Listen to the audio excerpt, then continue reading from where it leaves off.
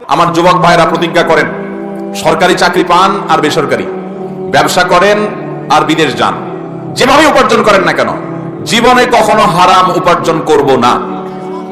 নিয়ত করবো তো ইনশাআল্লাহ। এই জন্য সাহস লাগে, কিন্তু মুশকিল হলো কি জানেন, এটা বড় কঠিন কাজ। কেন কঠিন বলেন তো?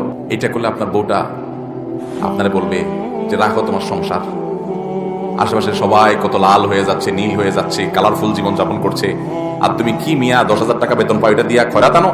দেখবেন বউটাও খুব একটা রাজি না। আরে বউ তো অনেক পরের কথা, নিজের জন্মদাতা বাপটা দেখবেন খুশি না।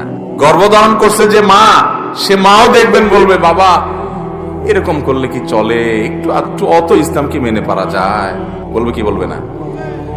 এই জন্য গোটা পরিবারকে ইসলামের উপর উঠাতে হবে। বিয়ে করার জন্য এমন একটা মেয়েকে জীবন সঙ্গী হিসাবে নিতে হবে যে হারাম থেকে বাঁচার জন্য প্রয়োজনে জীবন দিতে প্রস্তুত আছে, তারপরে হারাম খাবে না, হালালে তুষ্ট থাকবে।